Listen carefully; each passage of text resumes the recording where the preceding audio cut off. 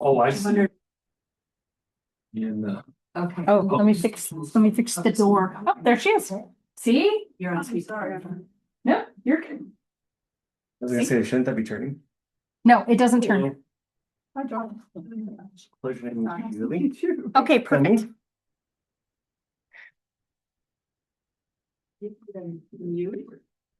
Yeah, you could mute her and.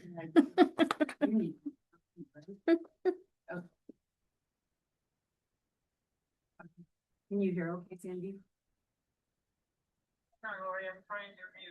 Okay.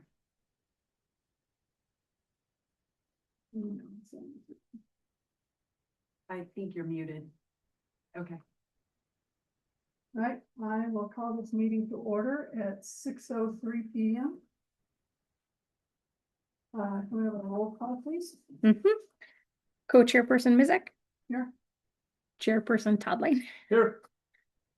chairperson Shannon Lane, Here. chairperson Rafferty, Here. and chairperson Kalish. Cool. All right, we have a quorum. And everyone have a chance to look at the agenda. I will entertain a motion to approve the agenda. I'll second it.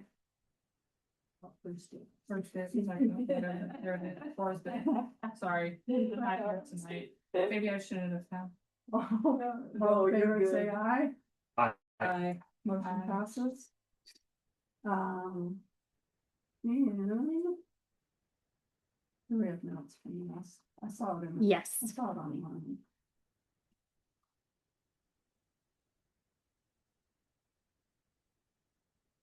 And I will entertain a motion to approve the minutes from the February 18th, 2026 meeting. Emotion. We have a first, we have a second. I second that motion. Any questions on this agenda, any? Okay, motion, all in favor? Aye. Aye. Aye. Motion passes. Aye. Sandy? Do we have any public comments this evening? No, ma'am. Okay. We will move on to general business, and that is our zoning, I believe. And you're up. Oh, boy, thank you, co-chair. All right, good evening. So I'm Joshua Myers. I am the town attorney. I've been working with the town since September.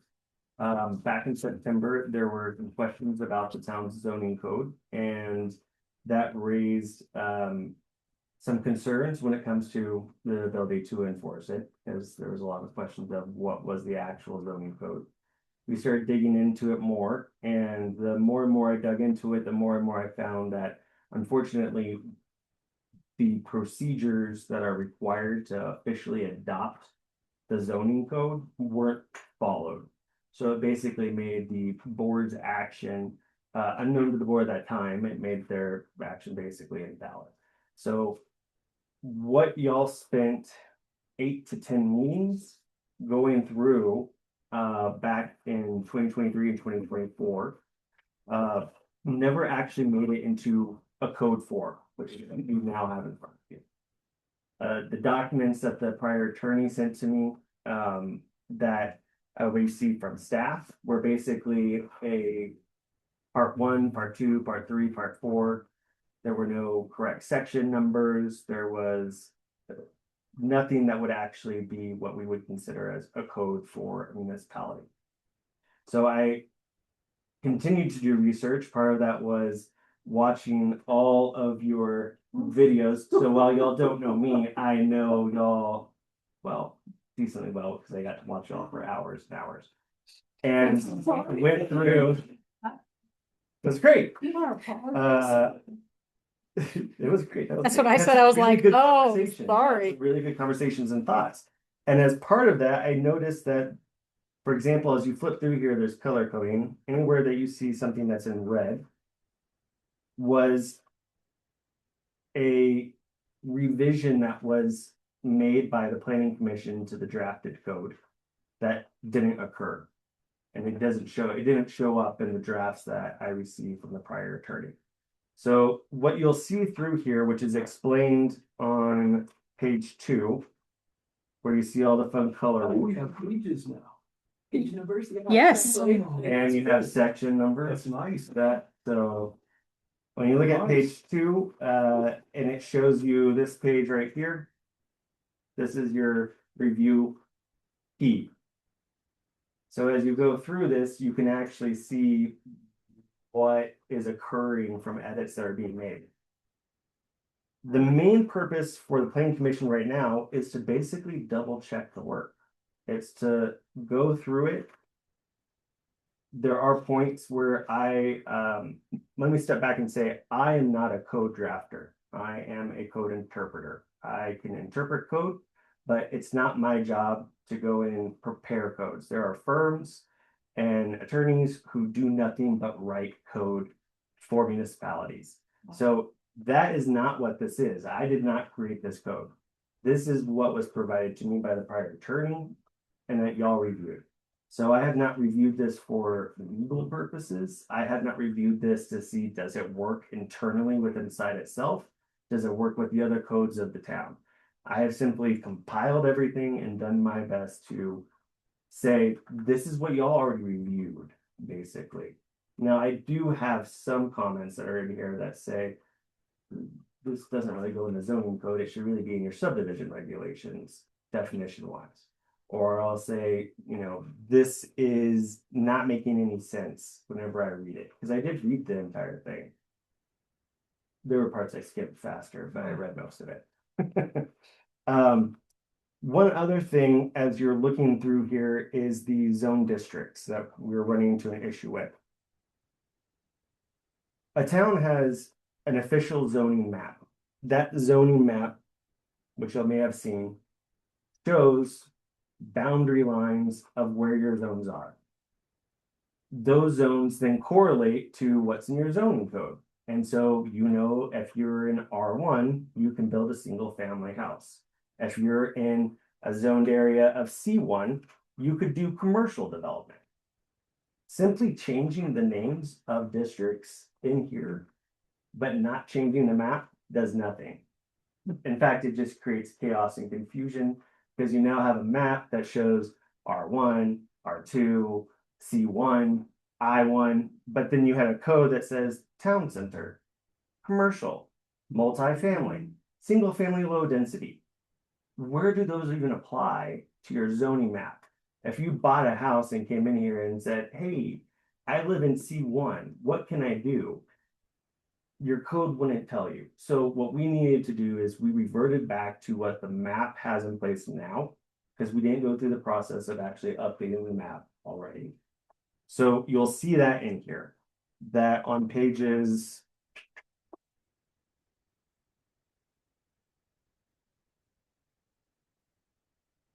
37 to 39. So is the map the primary? The copy of the, like the one I sent you? Yeah, or just one that we can actually just show them physically. I can just go grab one off the wall. Yeah, that works. So then the map is like dictates, and this is the secondary Yeah, the map Okay, dictates, and so- these are the regulations that apply to the map. to the map. Okay. Yeah. And part of This the doesn't affect process, this does not affect the map necessarily. it could, through a text change amendment, by adding in additional uses to what's on your map. So you can see here, your zoning legend has R1, R2, R3, C1, C2. And then it shows you where those areas are on this map. Mhm. Where is town It needs to center? be changed first before this. There you go. So town center is not on here. There's nothing in here that tells us that town center is also corresponding to C2. So what has to, Or is it the like, green who one? changes, C1? who changes the map? Y'all do. Us do? Y'all do as a recommending body to the board. So let me rephrase that. You, as part of doing your zoning, so if you want to do a town center, if you want to do a commercial district, if you want to do a multifamily or mixed use, that's great, you can, but there's gonna be a process that's involved where you're actually looking at a map and saying, I think all of the land that is here is town center. This is gonna be our new town center zone. And so we would actually then adopt code that has a town center zone district. And we would adopt a map at the same time that showed where town center is. So that way we know that the regulations that are town center apply as town center shown on here. That was never done.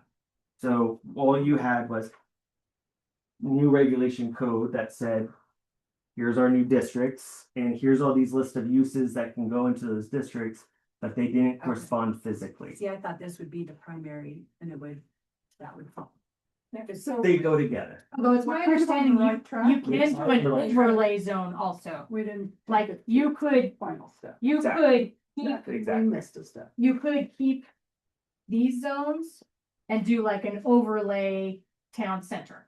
Yes, yeah, and we'll get into that in a little bit. Okay. So that's one of the things that we're gonna be talking about. That would be y'all's recommendation to the board. Ultimately, the board is the body that will make the legislative decision to rezone map wise, because it is a legislative action. But there also should be community involvement in that before you just do a legislative rezoning, because it impacts people's rights to their land that they use. Oh, yeah, there's a lot of. Yeah. And does he get and who decides what gets grandfathered or that kind of thing, do we? So you, ultimately, everything comes down to the board. Well- But you can do recommendations, and it's what we call non-conforming. So when you look in your code and you see anything that talks about non-conforming sections, which there's not a table of contents on this yet. Non-conforming provisions are what we consider as grandfather. Okay. Yeah, just so you know that. And yes, non-conforming is something that sticks around. So basically, you can't rezone and then force people to stop using the land as they've been using it. But it does become what we call as non-conforming. And so in the future, if someone comes in to do something new to redevelop that property, that's when we can say, now it's not zoned for what you were using it before. It's now zoned for X going forward. But anyone would have to know that because they would see the map that showed that zoning, and they would see the code that told them what you could use those uses for. So that's how we would update it, is the people who are grandfathered in, once they move on, new people come in, then we can get it to the where we need it to be. Yes, yep. If It's a that, process. it kind of like if we decide that's how we want to operate it, because we can decide how we want it to operate, correct? Also, Yes, just, okay, but there also, there's some practical understanding of you wouldn't change a zone and make a use non-conforming if you weren't going to enforce it in the future. no, understood. Yeah. I'm just wondering if we can also dictate what like, or not dictate, but decide and what the board decides. Like if it's grandfathered in and new purchases would be grandfathered in, or if it stops at new purchases. It Like would if stop at but the we, purchase. regardless of what we want it to do. I think they would have to. That would apply not be for a Special choice. use. That Yeah, would be If special they wanted use. to continue non. Okay. and Okay, that would make sense. there wouldn't, what I was saying is like, it really doesn't make sense to have a provision that would allow a non-conforming to continue. Because there would be no reason to make it non-conforming to begin with. Yeah, I'm just playing devil's Yeah. advocate, so Yeah. just curious. All right. Thank you. All right, so really, we're gonna be starting at the beginning. Okay. And you're really just going to be going through this. We don't have to review every single thing.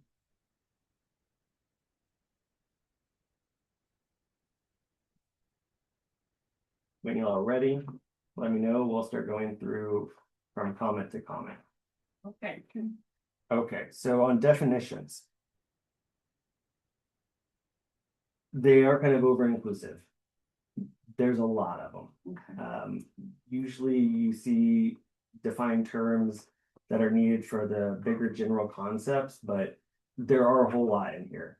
Doesn't mean that we can't use them or what is in here we can't use. I'm just letting you know that they are very prolific.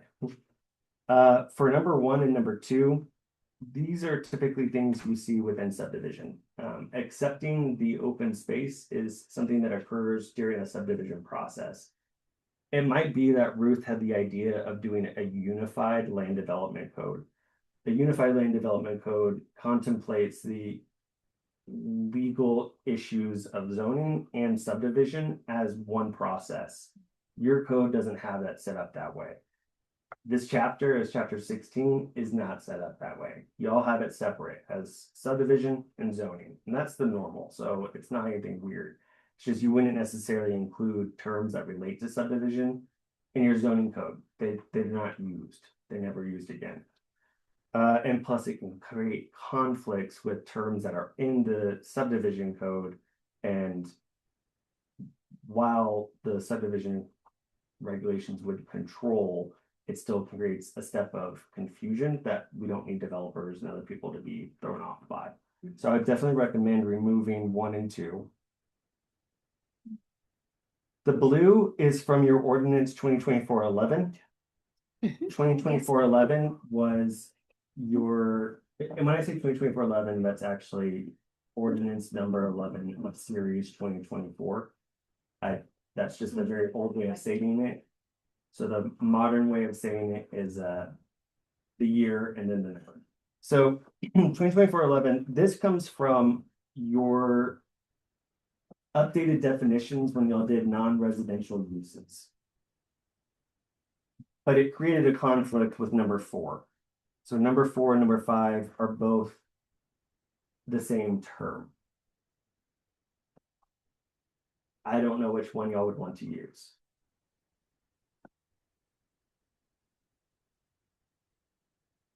What do you I would think it suggest? would be 4, wouldn't it? Suggestion? Can you give us suggestions on which one we should use? 5 is more general, Mhm. and I think that would. I think that would serve us better than the specifics in 4. But don't you think we need to? I mean, cause. We don't want a shed being ADA, right? Wasn't kind of the point that it had plumbing and stuff? So your building regulations and permitting control that. So a shed couldn't be a dwelling unit because it doesn't have those, so it would never be permitted. And it as would one. never leave room for someone to say it is? They wouldn't meet your building, it wouldn't meet the building code requirements to actually be a livable space as an ADU. So your zoning code works hand in hand with your subdivision and your building code regulations. So just because something isn't specifically saying here that you have to have plumbing, you have to have, you know, a bathroom. Mm-hmm. It also isn't saying that it has to be insulated, it has to have electrical, it has to have, so all of that falls into the building code side. Okay. But As it long as we're not definitely, turning anything into an ADU, I mean, that would be our. Without passing permit. building regulations. yeah, and Well, you're- Have to get five permit makes to do that, sense. right? yeah. But that would fall under the building department too. Right. Sometimes towns want to have more control over what an ADU structure is, and they want it to actually be a separate independent living space. So it has its own kitchen, its own bathroom, its own living, its own bedroom, and they want that, and that's what they call as an ADU. Sometimes they'll call an ADU as a additional space that's attached to the main house. It might not have its own kitchen. They would then share a kitchen, but it has its own bathroom, its own living, and its own bedroom that are physically separated or able to be locked off from each other. I mean, it really comes down to how much flexibility do you want to have in the permitting process in allowing ADUs to be on property? You know, See no reason why we wouldn't be able to allow that. I agree. Mother-in-law apartments, that type of thing. Why would we restrict somebody from being able to do that on their own property? As long as they're doing it properly with a permit. Which means they would have to go before the board and. Yes. You wouldn't have to have. No, you have to go to the Well, building. They would, Yeah, they would go through the, follow. they would have to go through the building department. So, And they have to follow very strict rules. So, Say in here that they should go follow the building department regulations. it would not be in the Per definition. building. I'll explain that in a little bit too. You don't want to include regulatory language in your definition. Your definition should be specifically a definition. And I point that out in a couple places in here. there will be other sections in here that deal with ADU as a use on the land that would include language along the lines of permitting. So, but again, I have not reviewed this to make sure that it had that kind of cohesion. So it sounds like we wanna go with 5 then. I like 5, I like that. it's simple, it's Strike 4. right there. Cause I see what you mean, I mean, 4, it's kinda. Just kind of goes on and on. And technically 5 is the one that y'all would have adopted most recently. Okay, so if we go to page 5. Oh, there you go. Automotive sales and repair. As you can see here, I have made edits based off of what I heard from the discussions you had as planning commission. If you could review those and just confirm if that kind of matches your memory. I read through that and, it kind of jumped out at me that it does not include passenger vehicles. This automotive sales and repair means an establishment primarily engaged in sales, servicing, maintenance, repair of commercial and heavy truck oriented vehicles and similar large mechanic. It does not say anything about just automobiles. Passenger vehicles. I think that needs to either be added in or.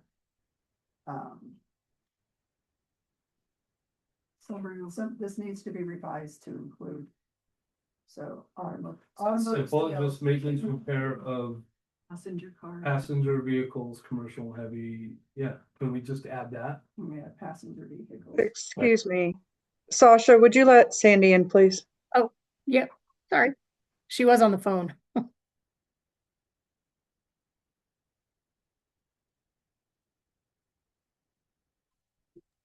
Sorry for interrupting. Nope, it's good. All right, I can do that. Any other changes to this?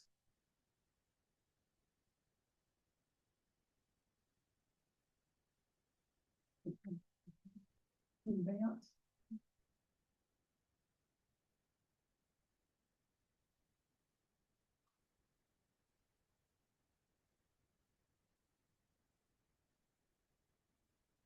Well, hold on, right here, it says such use shall not include the retail sales of fuel, gasoline, and petroleum products. Right, it's not a automotive sales and repair facility, so it's not a gas station.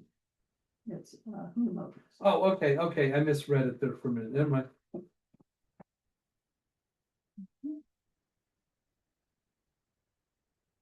All right, so page 7.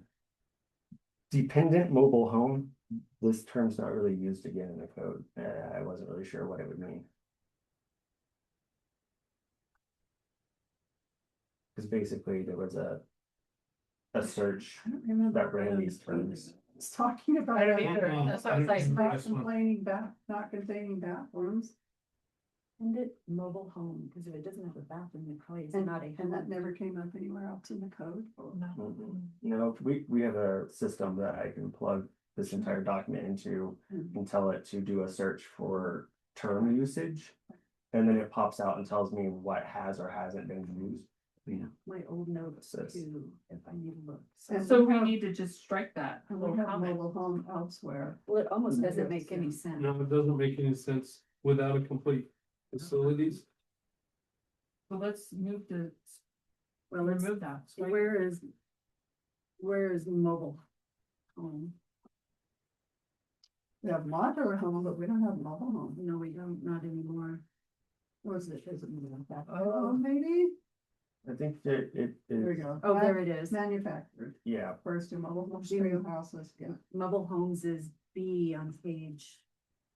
Well, 19 down in the very bottom, 19.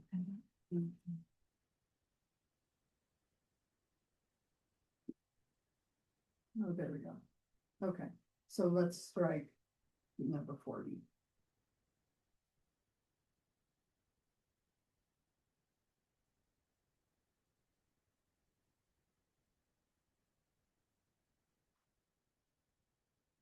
number 45 on page 8. Again, this is a subdivision regulation term. It's not really a zoning term. And it's not used again in the code. Yes. Right?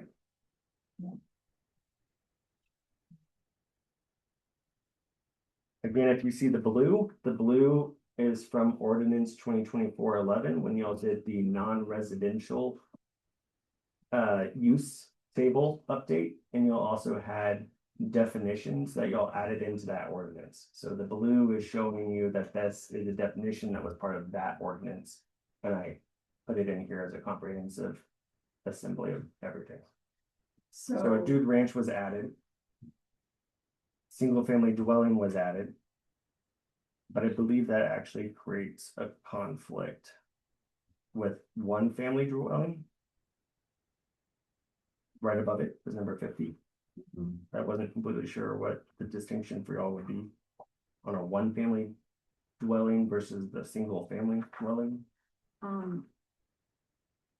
But we also, you just said we should not say, in compliance with. Did you say we should not say something like in compliance with building code or something? You can have it say that you can have the word in compliance with, but you wouldn't want to spell out how they would comply with.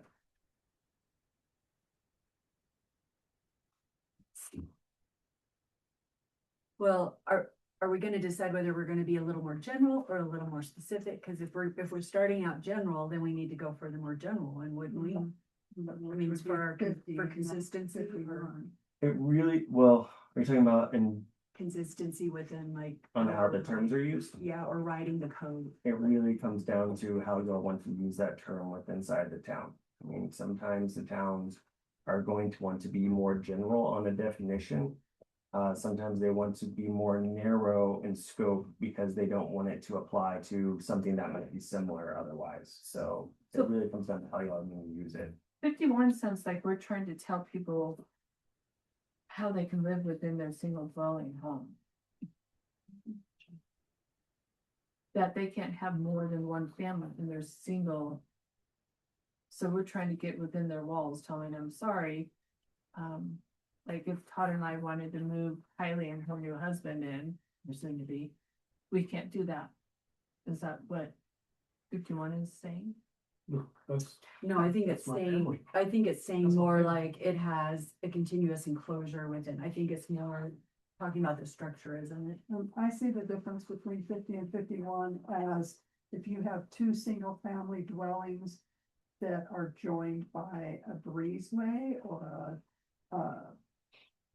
Continuous, something These needs are to good go. dwellings, Porch or situated whatever. Yeah. Roof line. awnings, Just they're still considered single family dwellings. And they're not considered. Well, that could go back to what he was saying about it's got a door that's locked, but, you know, Well, multiple says that they're living independently of each other. So if there's a breezeway in between. on one lot. Say multifamily is more like apartments or Exactly, and condos they're living or. independently, so if they're Mm. living this way with a breezeway and this, that would be, I mean, that could be independent though. Family. So your two family dwelling would be more in line with like a sister home or townhomes where it's one structure, but each unit has its own separated walls completely. I say we strike 51. I do too. Yeah, I mean. Can I give some no, Yeah. context to this? Do. Shannon, I understand your concerns and I would be right in the same boat with you because I'm like, who are you to tell me what I can and can't do in my own home? But where the state comes from and where those limits are made are kind of they're not relationship based in any form or fashion. Because I believe back in, it was a couple of years ago, there was an act put in place called the Home Act, which disallowed cities and counties to limit how people live together unrelated. Okay. But where there's limitations that are put on the number of people occupying a single family, those things that would dictate those would be health and safety codes, square footage requirements per person, the septic water infrastructure capacity. when you start looking at those things, you're looking more at a multifamily, and you're not just talking about your daughter and her husband. Where I come from in Texas, there are 5 generations of families living in one single family home. It's common in certain cultures. And that's where they start putting those limitations in place. I get it, I agree. So Okay. they're Health, saying like- safety and impacts on your infrastructure as well. Right, that would make sense. Yeah. Thank you, Kim. You're welcome. So which one do we pick then? I mean, do y'all have a distinction? Do y'all understand that there's a distinction? Again, I have not gone through this like y'all did for all of your meetings. I Well, watched your meetings and it would be- compared, so I Maybe didn't it'd be consider it. because of structure, infrastructure, or that kind of thing, or having, 30 people, Mhm. but, I agree, we can't. I think Take 50 it. is like pretty. To the point. Really? Right? I mean, No, well, I don't know, cause it's like, 40 people could say they're a family. no, I mean. You Can't- can't We really, can't tell them what a family is, so. No, but dwelling- likewise, they can't. one but you family can't tell means a them- detached building designed exclusively for occupancy by one family. Yeah, but So 40 50 people should could say sum they're it up, family. right? Well, I mean, Well- I'm not saying 51 is the right one, I'm just saying. the only way you get around that is that, say, you have to prove that you want. Can we say anything, as long as it's, I'm not, this is not how to word it, but based on infrastructure or like per infrastructure capabilities or, I think we need to be very just. to the Tell you what. point. I will look into this one closer. And consider on how those two maybe could be distinguished between each other throughout your code. Cause it could be, an apartment is a one family dwelling. And maybe a single family detached is a one house on one lot, so it could be written that way. yeah, I mean, I kind of. Wouldn't you Does that say that's sound kind of familiar? how we would, maybe how we kind of talked about it earlier a little bit, but And maybe that's why we went with a more specific, more specific. single 51, family, yeah. situated on one lot. Well, and- Applies with the town building code. What does Denver do? I would assume they have more of a problem than we do. I mean, but they've probably got different infrastructure though, too. Although you do have a definition for family on the next page. Oh, yeah. That's, Continuous But you said, enclosure without impassable separation such as a four wall, so that excludes duplexes, apartment buildings. But it does allow joined by a garage or breezeway. So if you have a garage. Single family, they're still considered single family. However, they still have to be on their own lot. You can't have 2 single families on one lot. So I'm not sure why we have this garage and breezeway language in here. Unless you've got two people are gonna build right on their lot line and split a garage down the middle, that would be weird. or it's I don't older think that code that, has- I mean, there's has older. building code there. right? So I think we can drop 51. I think it raises agree. more questions than it answers. And the 2 family, we have 2 family listed in 52. Mhm. Let's see, 2 families living independently of each other, that would be a duplex. Correct. So we've got 1 family, 2 family, and multiple. Under dwellings, okay. We don't need anything else. You don't think of that? I mean, Are we're you not good with leaving that? anything out on that, are we? 1, 2, multiple, that Yeah. should cover everybody. that way. Yeah. And then second dwelling unit, y'all added that one in during one of y'all's meetings, so I added it in here. That's the red one on. So we move that one as well No, y'all actually added that one. in the red. Yeah, the red just means that it was part of your planning commission. If it's bold, it's added. If it's has the strike through, then it means y'all deleted it. But What does it mean? I think Sandy actually was part of the discussion on this one. The ability to put another unit on the single lot, so two houses that are separated from each other on one lot. Well, cause there's some big lots and, I mean, is that why we put it in there? Cause Sandy, can you hear this? I'm on here. I'm listening. Is that ringing any bells with you? Um, not really right now. I don't remember. Okay. I'm assuming it would be different than an ADU. Right. I was thinking, what is the difference between an ADU except for size and, I think the biggest thing was when we were talking about that was if somebody wanted to build a parent home next to their home. but that would fall under ADU. do we need Right. sizes listed any of these in ADU or in, Like- Most ADU regulations do include a size restriction to basically And perhaps that's why. to we did stop it. another home from being built. I and think that calling was it kind of the intention, is an ADU would be less than something and a home would be greater than. So we needed to determine what we would want ADU that to would be, be no more than one bedroom. or whereas what, a yeah, whatever it is. Dwelling unit second could be, I'm fine with deleting 54. as a single family home.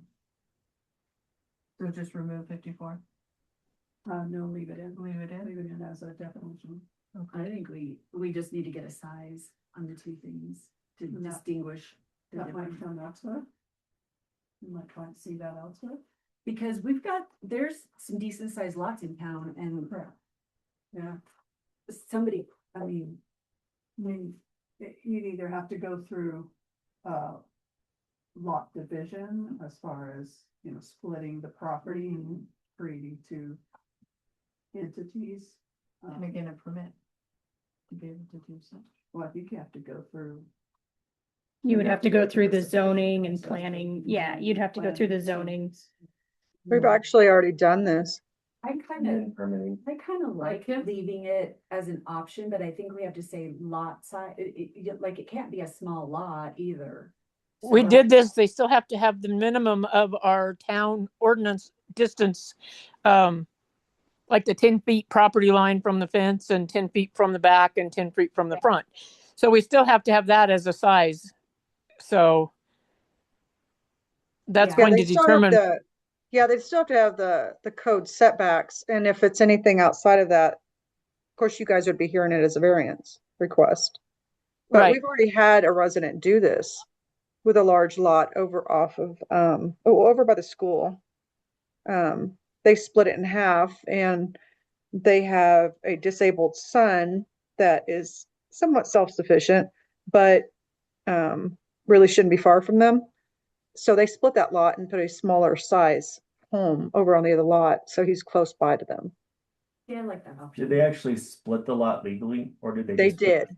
They house went through the whole process to split it legally, and then, a little bit different? because they had to do a whole replat and everything. Yeah, so this idea for a second dwelling unit means a second family home on the same lot. Without, You use the word property, but it means a lot without dividing. without dividing, yeah. Mhm. So, Yeah, and I don't know, we have any properties in Kiowa that could do that, Josh. yeah, I don't know. So I'm gonna ask, so with those, would they have to get new water taps and stuff like that? Oh, yeah.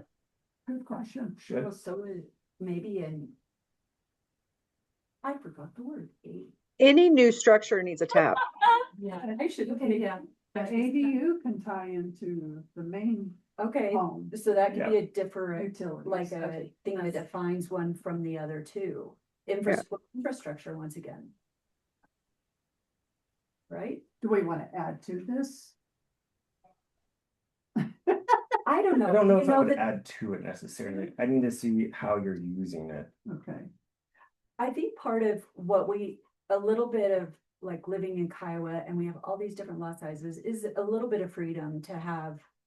I mean, obviously not go out, you gotta keep the town safe and everything, but. That is a benefit of living in a smaller town.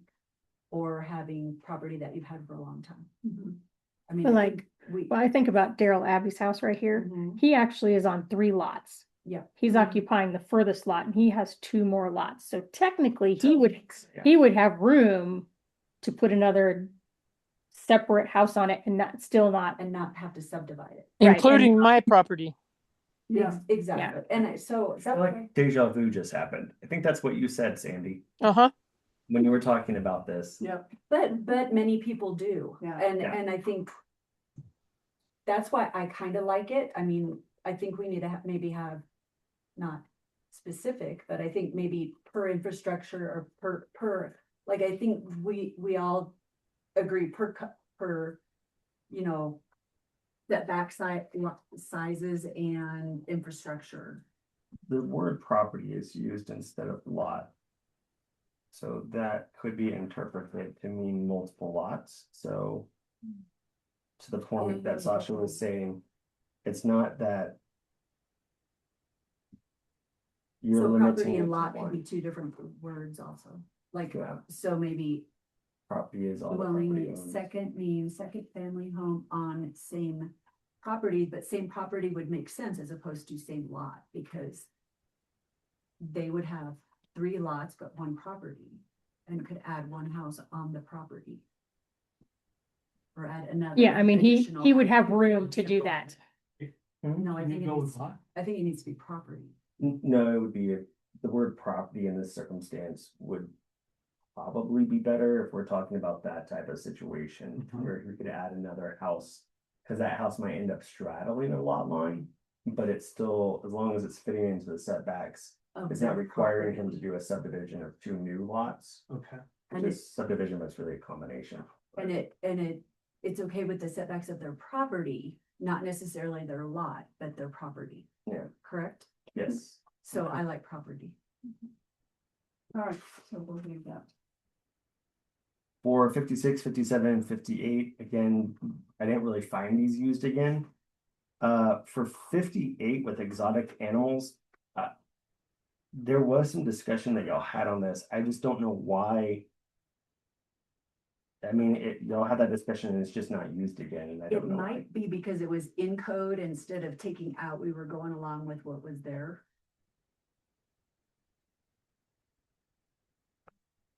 Of what was already existing, Yeah. I mean, that's possible, I think with that, it's just not used again in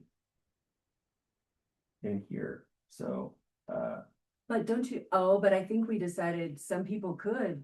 I mean, I think we thought it needs to be in there because It's a some people definition, have but exotic we animals. haven't used this definition in our code. But That's what he's people, saying. yeah, but.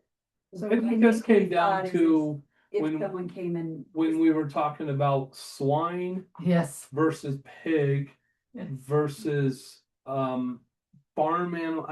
Yeah, that's what it was. Well, Correct, Todd. Okay, so you guys, Josh's point is, so you mean, right? you guys. His point is, we have a definition for exotic animals. Mhm.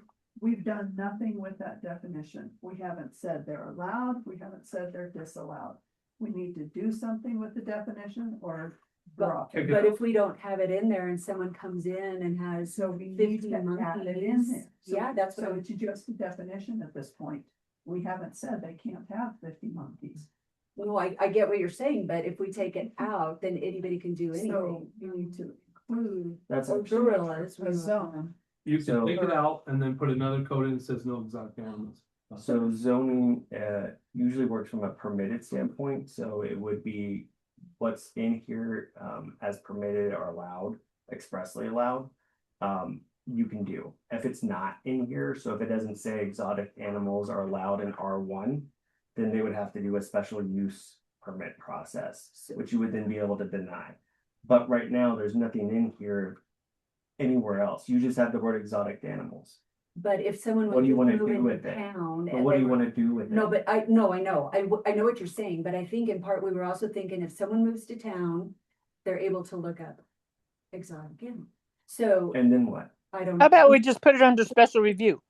Where? I was like, do you where want does it- belong? That's what I'm saying. If we want to. Looking at that exclude it, map. Except by special use, is that what we wanna do? Yeah. Or exclude it except Okay, in, can we do that? Can we just make it Commercial exotic properties? animals under special? use only, or, right? Special review, special use. Or special Does it review, go do that? in, There's so where, many where in the exotic zoning animals that code we- would use of exotic animals or exclusion of exotic animals Well, belong? This point, you should be looking at this map.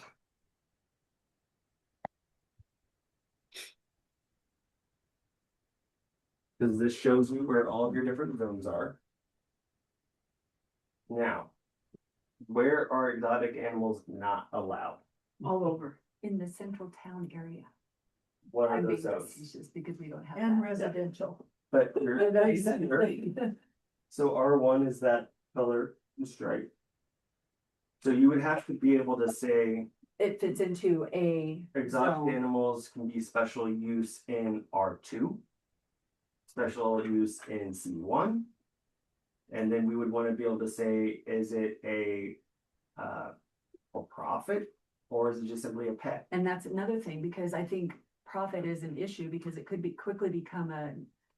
I mean, if someone came here to do exotic animals. Exotic. Our Animal rescue. definition specifically says exotic animals means animals that are illegal to own. And therefore we let Colorado define what is So- illegal to own. We need to exclude, we just need to add somewhere in our zoning that all exotic animals are excluded, are not allowed. Yep. We need to add that somewhere, So I'm gonna go back. because they're already illegal. Gotcha. I'm gonna go And we're back letting to Colorado number- dictate. I number mean, 46. it'll change according to Colorado codes. Pardon? Number 46, where you have domesticated animals mean animals accustomed to living in or about the habitation of persons, but of a nature more suited to be outdoors, including limited dogs, birds, such parrots, parakeets, and pot-bellied pigs. We're back to swine. So, yeah, They're kind of Excluding two swine. different. so would that be limited, does that have to be limited to say different zones? Which zone? Yeah. All of them. For Should consistency. be. Page 8.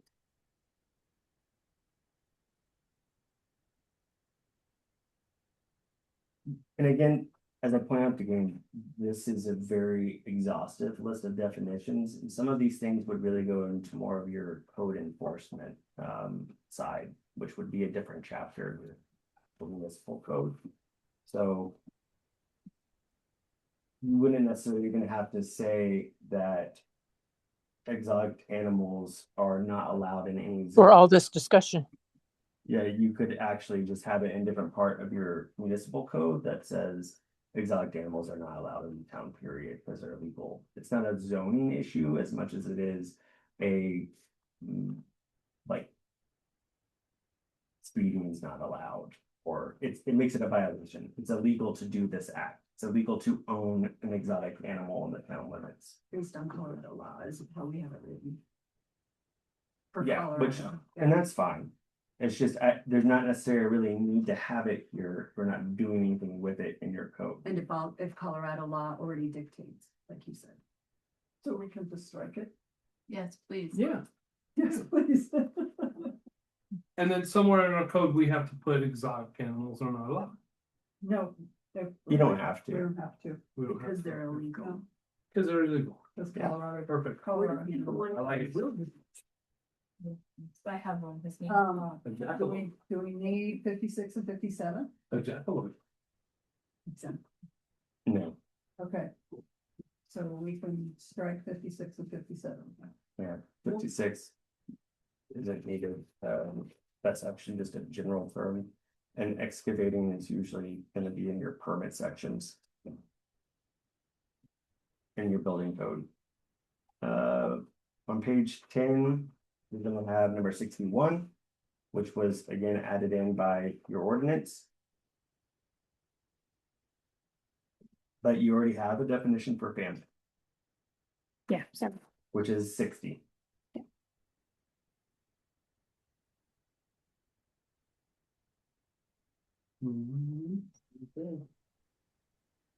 To be clear on this one, you know what? I need to take a closer look at this again, because there was recent legislation after y'all did this review. I mean, as in like 2025, where the state now defines the term family and it preempts home rule. Its ability to change that definition. You can tweak it, but I need to make sure that we're meeting that preempted So definition. do we need to put something like per Colorado law in here also? I would probably match it and I'll bring it back to y'all. So that would be, Well, I 60 think you're we gonna, were thinking if we just say per Colorado law, that it covers it if Colorado law changes later too, wouldn't it? Instead of each word. So there becomes a distinction between when preemption occurs, which means you have no control to tweak the language, to when they will make changes to a definition or term that aren't preempting, that you can then kind of wiggle. So if you want to continue to have wiggle room as a home rule municipality, you wouldn't say we're adopting state code as amended from time to And I time. think that we would not. Yeah. So you're gonna look at 60 and 61 too. Yeah, because they're both family, so it needs to be one definition for family. Okay. But I need to double check what the Okay. recent state Okay, all update is. right, so Josh looking, got it. And what is, do we have something in our system right now that if Colorado law changes that we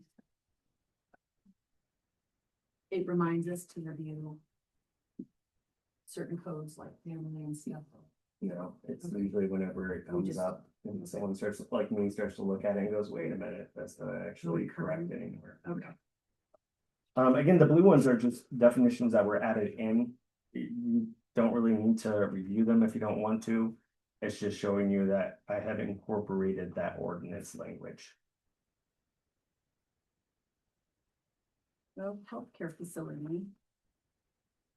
We spent time on. Yeah. We'll keep it. Yeah, it's what y'all had. On page 15, definition 101 doesn't make any sense to me. Oh, the green one.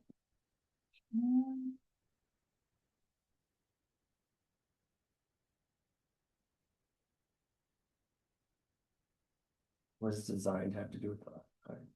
Or arranged? Includes arranged design with alter.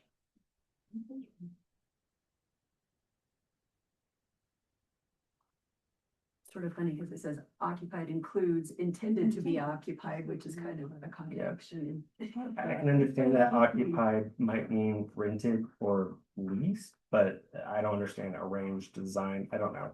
Did we have I a would just strike situation it. with that anywhere? Was that something we just didn't even look at? I don't yeah, remember. impossible to we be, looked at because it doesn't make everything. any sense. Just remember that. 3 times. Do we need a definition for occupied? I'll check into it.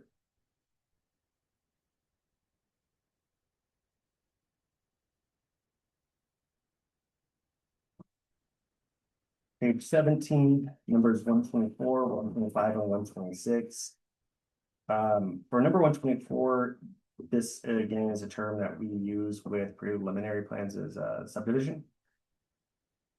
The PUD procedures that you have in this draft of the zoning code has a definition for, I guess it's a PUD preliminary plan, but it has its own defined term. So it would control. I don't know why you would need a preliminary plan in here, especially as it's referring to subdivisions. So I would strike it. Again, this is one of those ULDC. So 125, I have the note of conflict duplicate with animal breeder, so a professional breeder. You're making us think about a long time ago. Hey, I got to sit through all of those meetings. So I'm doing it again, but a lot more recent. So animal, Breeder, which is number 15 on page 5. I'm not sure what the distinction between these two would be. Right. So something that should go to a professional animal breeder, or just an animal breeder.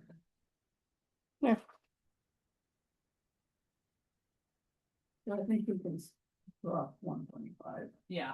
Yeah, I mean, from a professional breeder, it talks about more than 2 litters Yeah, they're different. in though. 1 calendar year. Well, Were we trying to why don't prevent some crazy operations going? Is that what we were trying to do? So someone is just not like, Have we used the Borders on term animal. professional breeder somewhere else in our code, do you know? I don't know, actually. I don't know if I highlighted this one for that purpose or just because I pointed it out. If so, then we would have to address, if we strike it, we're gonna have to address that.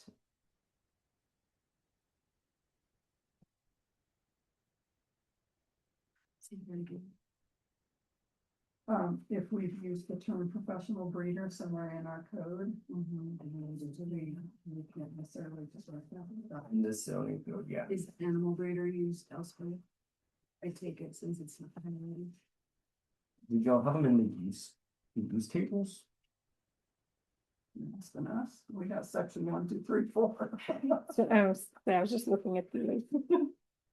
I'm Okay. so glad we're doing this, I just have to say, because it always felt so didn't jump in. Yes, yes, it did not. But it still doesn't. I don't see those in the. But, okay, so professional breeder I don't know. has something about 2 litters and 1 calendar year. Animal breeder doesn't have anything. Are we trying to prevent, are we just trying to dictate that it's not someone, selling? Well, that's more- And that's more than 2, so I think we're saying you would not be termed a professional breeder unless you had at least 3 litters a year. Because it says more than 2. So you can have 2 litters of puppies a year and not be considered professional. But then read Okay. animal breeder again, though, because, Because outrageous, you can just have one. was it One true? litter, you're considered an animal breeder. Yeah, but that should be. Was it So we only need to to the know. orders? Is that what? So we need to Litters of know animals?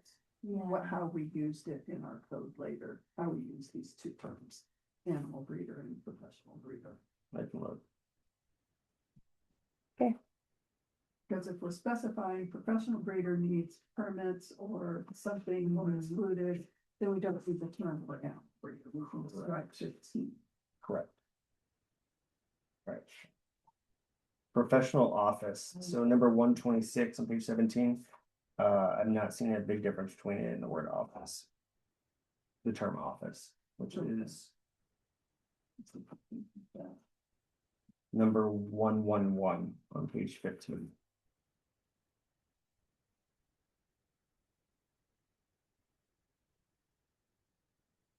Yeah. Actually, office is much more, This is more like it spells it out better, so.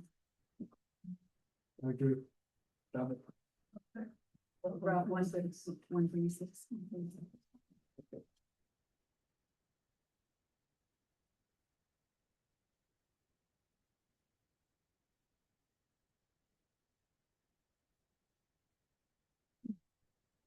For number 131, I do find quasi-public is used, but not quasi-public facility, and then it also defines a quasi-public facility as a use or facility. I think they all really just meant to define the word quasi-public. Minus the facility. Because it already is a facility. Yeah. Or can apply to it. I'm fine with that.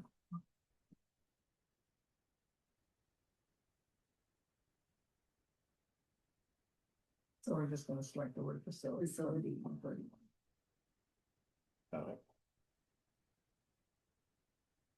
So 134 and 135 again, the red that's in bold is just language that when I was watching the meetings on these dates, that y'all said to add this language. We said to add the language. Yeah. Okay.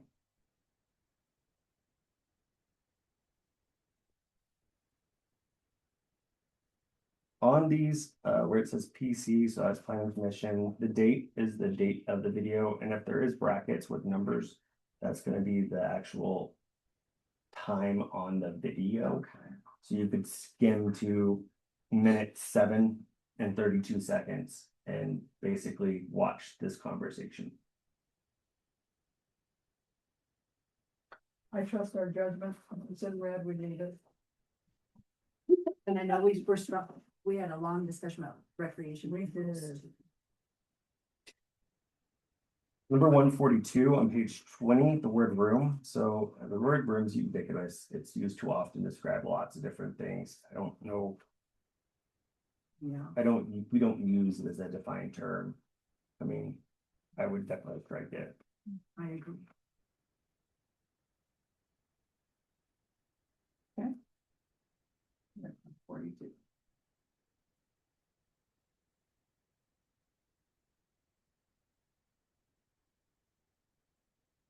The number 147. This is more of a. I want to say formatting. Revision. It's just really not necessary to, So. Have the extra in green. yeah, to have the extra in green. Right. Let's see. But it does tell you the section. But it doesn't. 144 you added. Yeah, I mean, I'm just saying sawmill. especially Yeah. whenever those section numbers change, you don't want to have to go back and figure that out. I have a definition of sawmill. Well, maybe we should take this to my neighbor's door. You never know. I did add that one. See? Um, We're intuitive. Again, 150 and 151 are not used again in the code. So the concept of site area and net and gross are zoning concepts. It's usually done within site planning. And it can also be used whenever you're talking about a lot size. If it's a minimum lot size of, for example, 6,000 square feet, but that lot actually extends to the middle of a right of way, then your gross lot size would be all the way to the middle of the right of way, whereas the net would be what's behind the right of way. And so sometimes zoning codes will use this concept to allow for more building and development that otherwise your code would pick out. So if your minimum lot size for one single family is 6,000 square feet, but someone really has 5,500 feet because that right of way, you can make those kind of adjustments. Y'all don't do that again in here. It's not in here. In fact, your site planning is in your subdivision code. So I don't think there's really a need to have net site area or gross site area definitions. Is it defined in the other code? In the subdivision or whichever one you just said? Is it The defined in site there? planning, Yeah, okay. Then So we can get rid of 150 to 153. Yep, I mean, same thing, site plan and sketch Yeah. plan.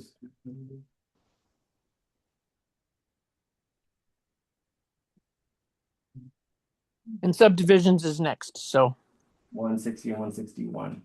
Those are both subdivision regulation code definitions. Wait a sec, we have studio apartment in here means attached dwelling, not greater than 650. Does that come into any? Like what we were talking about earlier in 80 ADUs and stuff? No, ADUs Let's do it again. are, have separate rooms for bedroom, bathroom. Yeah, and this is one. Studios, type, so- studios is one, and we need a vote in one quick room, yeah.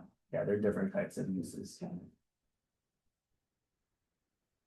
Well, page 23, here 172 was added. So for example, number 173, width of lot, this is a regulatory. It's not really a definition. Okay.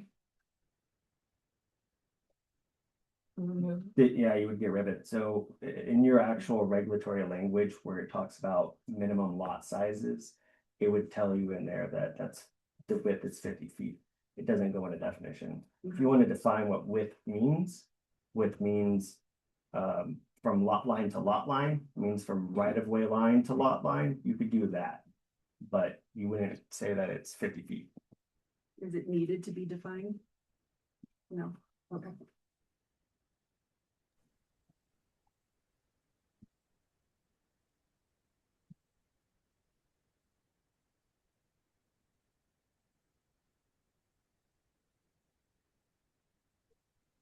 Actually, if you read it, it's kind of.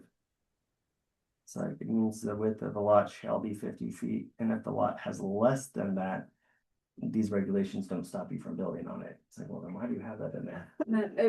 True, but I think Yeah. there again, we have so many different lot sizes and. Yeah. Probably what it was trying to.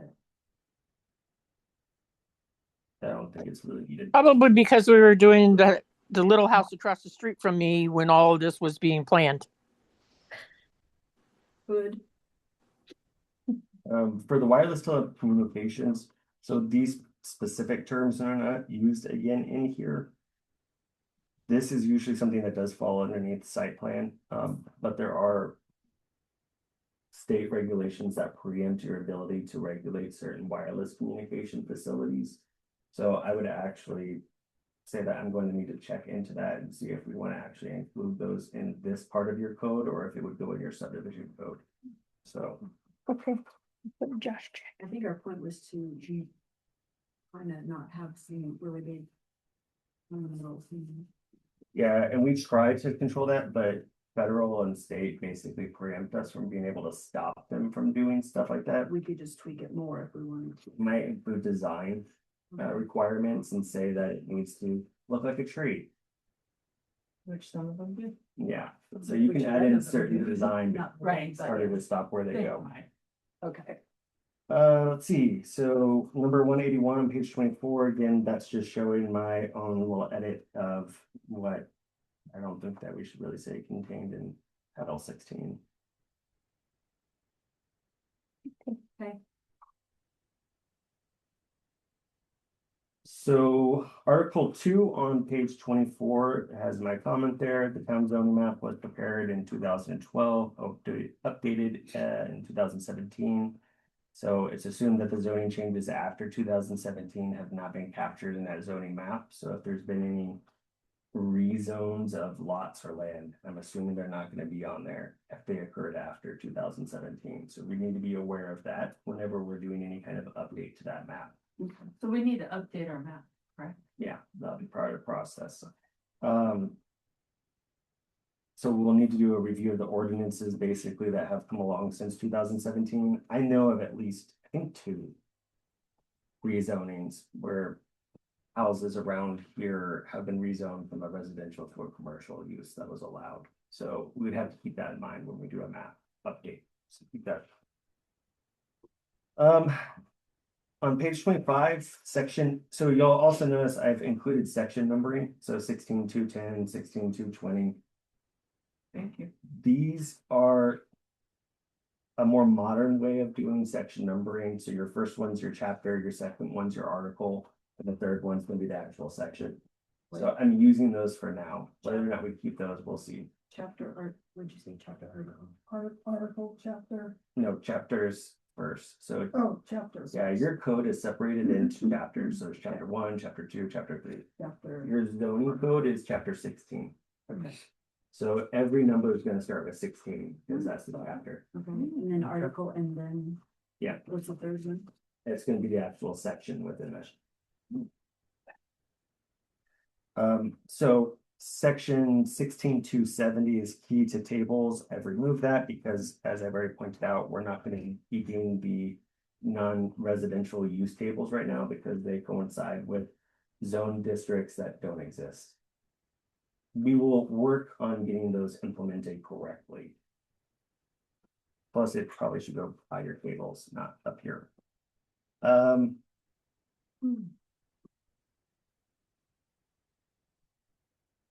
Starting in section 16.320.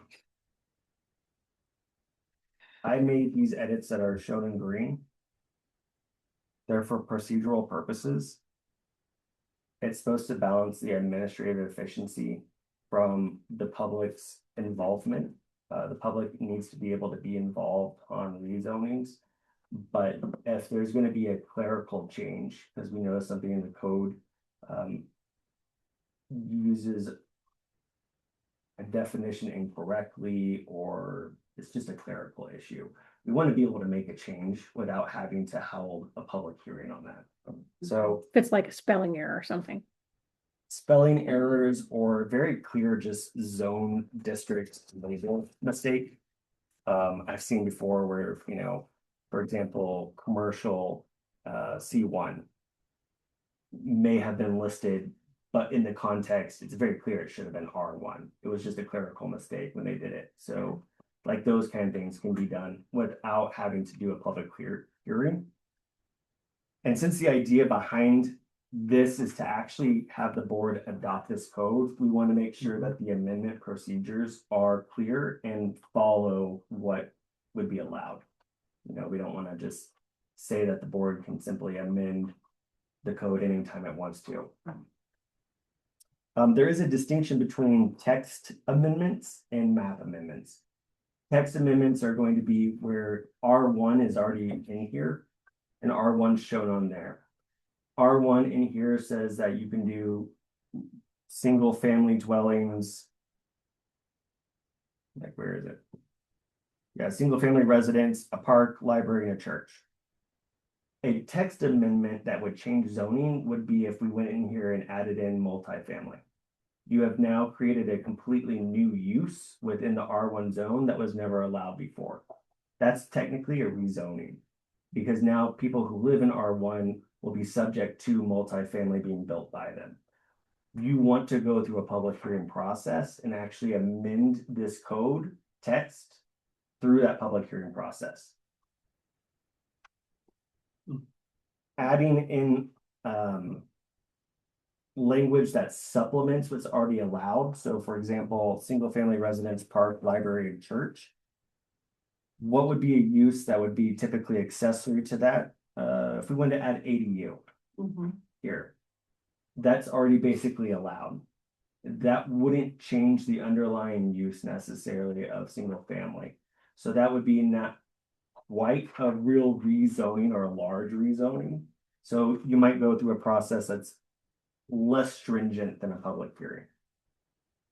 Who decides, And that falls under supplementation, minor changes. Yeah. who decides what's, that actually is more of a minor change? Town administrator or? So let's see. I'm like, how did I have this?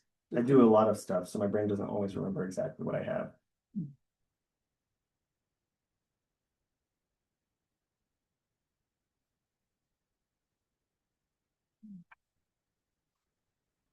So planning commission would review, give a recommendation.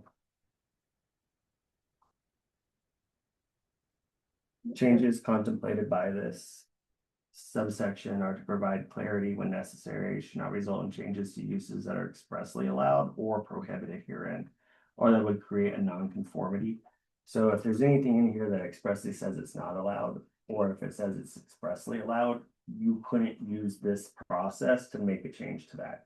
But if it's basically something like an ADU, which we know are being allowed, you could make a change because it's not going to substantially change what is or is not allowed.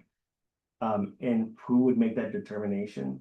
Ultimately, it would really be a discussion between administration, myself, you as planning commission. I mean, if it comes before y'all and you say, this isn't really a substantial, sorry, if you were to say this is not really a supplementation or a minor change, then we would go through that process of doing this in one. Yeah, there's levels.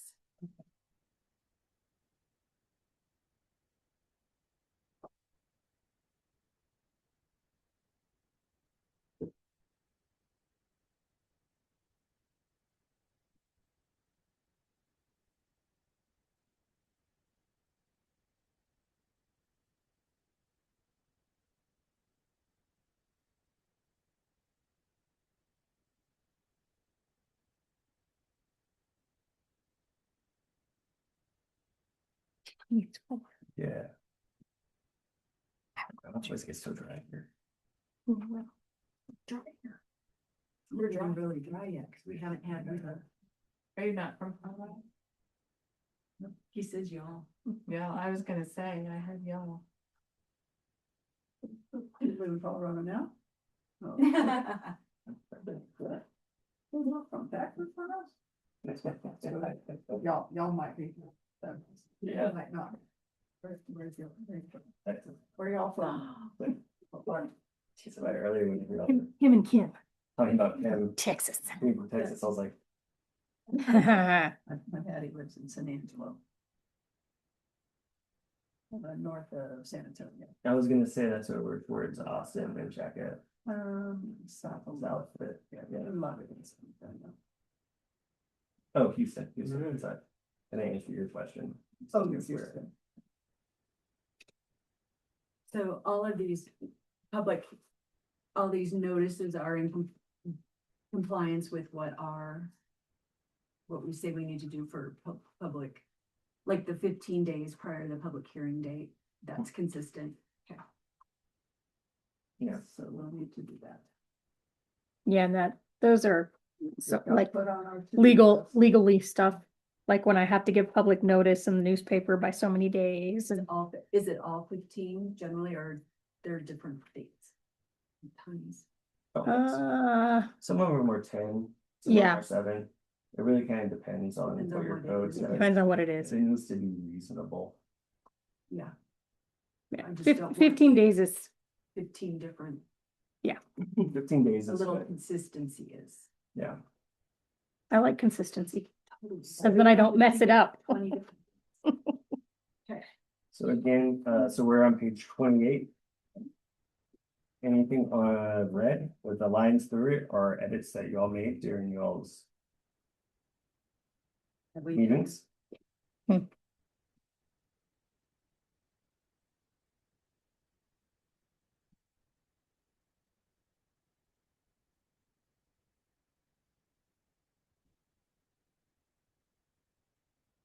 One thing I do note here is that with certain reviews, notice to mineral estate holders is required by state statute law. It's usually going to be involved with an initial development. It would not really apply a whole lot to what you already have here because it's already developed. It's really applying to if land was to be annexed in, you would have to make sure that they've given notice to the mineral estate owners before we approved an initial land use development project. But since you're in the town, what you have right now is already built, there's not really that requirement. I just note that here. Would it be more appropriate to remove our strikes and include that? It can become very cumbersome for regular property owners to comply with a mineral estate notice. Okay, It just adds on a whole lot of additional so, costs. so we're okay. Is Yeah, it the strike. needed in general in here? Like, cause there is some empty lots. No, not within the town, not with the, I don't know, anywhere in the town, it would be really needed right now, yeah. It would be on a case by case basis that we would be looking at it, so if someone was to give us a development application to review and it was clear that that area had never been developed before, state law requirements would kick in, Okay, So we're something looking there. is dictating. yeah. Okay. But you don't wanna have to force, every single Mhm. person to get a mineral. Title work done and pay thousands of dollars. For them to just have something that says, no one has mineral estates underneath you, like, Okay. you don't wanna worry about that. So then if we had somebody drilling close by, oil and gas or shale. I haven't shale out here, but, they have to follow the state regulations over, cause I don't see anything that says it in here, but state statutes are like 3,000 feet. I don't know if you have anywhere that's in the town that you would be able to do drilling. And if it's outside the town, it's outside our jurisdiction, so we don't deal with it. It wouldn't be in our code. But do. Can they come right up to someone's property line though? Is that kind of what you're saying? It's It like has to have a 10,000 minimum feet, of, okay. Yeah. Yeah, but that would be controlled by county and Yeah. state regulations, not the towns. Okay, I was just, Yeah. no, but yeah, we don't want something. It's from a place that's gonna be this. It's like maintaining. Yeah. On page 28 for. What was this section 16 through 40. Number 5. You can see I made the edits in green. And basically because. Yeah, text amendments that are equivalent to a rezoning are subject to notice requirements. Would this have notice of the hearing shall be mailed, published and posted? So- Well, it's kind of duplicated Okay, that's what it was. from what was just right above it. Yeah.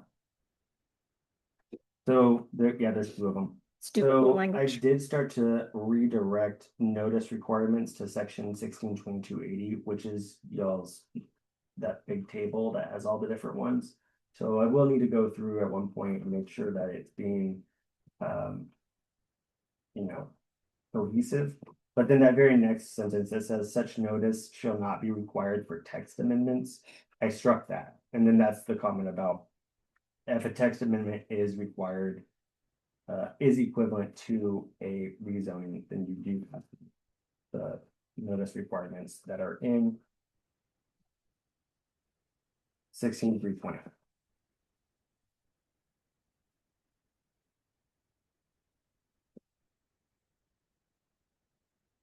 So I recommend removing that language. On page 29, again, that's just identifying where we need to make sure that it follows 162280. Which is again, that notice chart.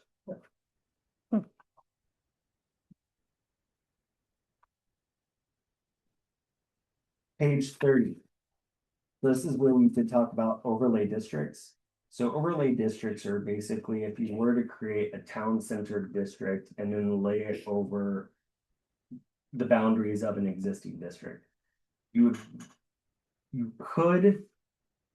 If you were very specific, say from X point to Y point controlled by Z point and A point or A and B point, like you have to basically be able to read it. And then walk up to a map, put a pin on that map and trace the line. If you can do that, you can create a zoning overlay district that doesn't necessarily have to show up on your map. An overlay district, though, should not, it really cannot in most circumstances, change the underlying zoning. It really is just there to supplement what is already underneath and usually through a design standpoint. So if you want to say that, let's see, for example, the town of Mead has a downtown western overlay, which basically says that all buildings within a certain area are meant to be designed to have more of a western theme. And so that's an overlay concept for zoning districts. So I've added this language here just to give us that flexibility to do that if we want to in the future. It doesn't create anything. Is it kind of recommended since we do have a mismatch, like just a hodgepodge of home business, like. Is that kind of a good way to do it in a, No, because right now the underlying zoning is hodgepodge. So you can't use the overlay to control what's allowed. So right now, since it does allow commercial, residential, commercial, that's what's on that map as the underlying zoning, that use stays as being allowed. You can't control that through the overlay. But if you want them all to have a Western theme or a space theme going forward, and you want them to start to, as they're doing any kind of remodels, to keep that kind of theme character, we did talk you could about have an some overlay. character. We did try to talk about kind of keeping the character in the older buildings. Yeah, I mean, we did, I don't know what we do with that, but we can definitely talk about that more. that would be the over. At this point, we can't use overlay to correct well. Not to- correct. It could to only be an, Change our map. it could only revise really our be an map. appearance kind of thing. Yeah, Yeah. Superficial kind of, in essence. yeah, we have to correct the zoning before we can. Typically, that's how overlays are used. They can be used for more of a control, such as if your underlying zoning allows for single family and you've made text amendments to where single family can be just the dwelling unit, but you could have multiple of them on one lot. You could use an overlay to basically allow for multiple single families instead of just one. So, but that's again, supporting what's already allowed. So you can kind of add two, but you can't really take away. For Article 4. Animal husbandry, I think that's just agriculture. From what Yeah, I could tell, so Yeah, why it's don't we just ag. call it ag? And Yeah. then medical buildings so, isn't Julie. used. Well, we don't, hold on, let's go back to animal husbandry. Yeah. Versus ag. So if we go to, Where's our Avon on them? I don't even think you'll use A1 yet. On there, because we don't. I don't think you have anything zoned for it. But are those not two different things, though? I mean, agriculture, are those are two different things, Julie? No, I would consider Is there animal husbandry under the umbrella. Under of agriculture, okay, I kind of would accept agriculture, okay. Okay. Wait, where is it? Sent my emails code already? Of what? Oh, here it is. So A1, I was looking for the A1 district. Oh. So it's on page 33, section 16,480. So it says the following uses shall be permitted in the A1 district: agriculture with or without animals, dog kennels, horse racetracks, parks, stables, and riding academies. It doesn't change any of those. It's just A1 would be called agriculture instead of animal husbandry. Yes. Agriculture is usually the more common term used in zoning codes. To be honest, whenever I read that, agriculture. Okay. When I read it, I was like, what is animal husbandry? And It's a professional Yeah. breeder. it's animal, it is a professional breeder. It You're did have a lot. Right. And then your MB1 district, the medical buildings. Y'all don't use it on your current map. It really would just fall underneath an office, which I'll define. So I don't know why it has its own This- zoning. Used to be a doctor's office, Yeah, this building right here. So I think that would be the medical. it probably would fall underneath commercial district.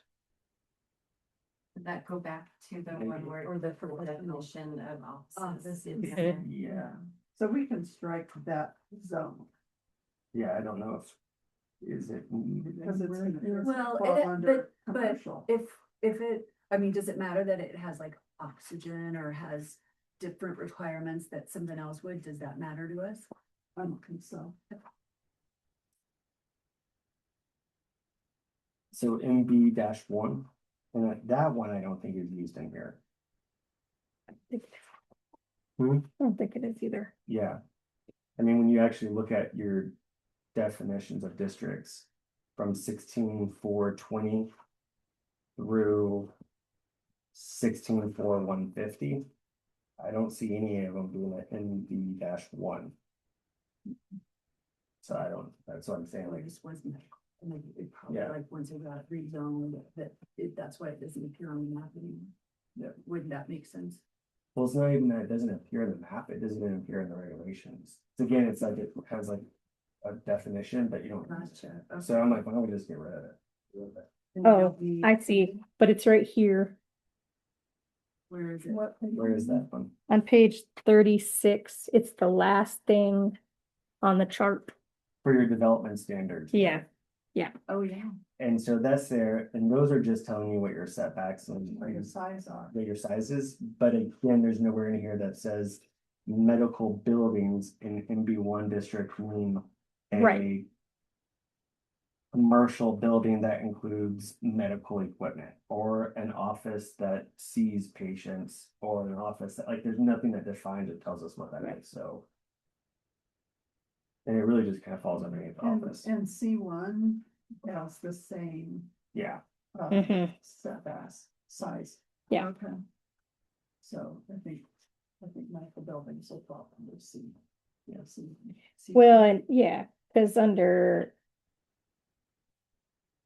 Or even under the mixed use, I mean, because that has offices with general, medical, dental, professional, governmental. So you do have professional offices here in Jersey one. That we could pick that offices, but professional offices incorporate medical buildings. Yeah, because they are professional. Yeah, And we do say in office, we say such as offices of physicians, dentists.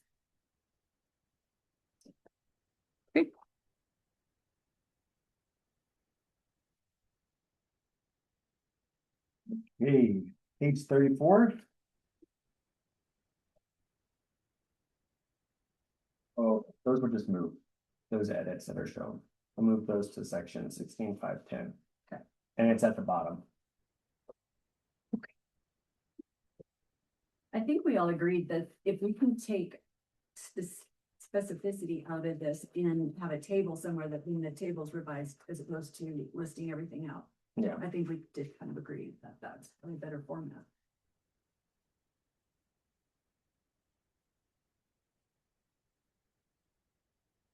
And doesn't get missed in the 50 times that we read.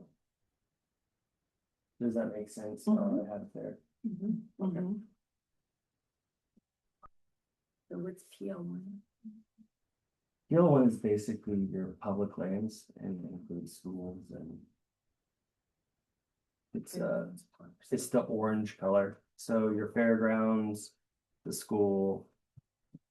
The public works, the county. Government buildings. Okay.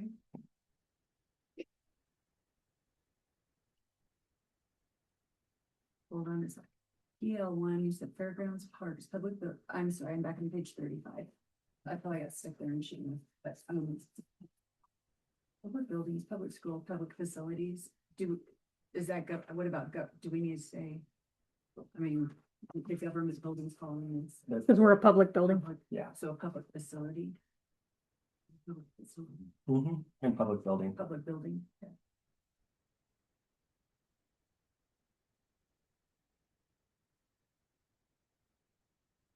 So are we on 37 now? Yes. So on 15.5.40, number 1.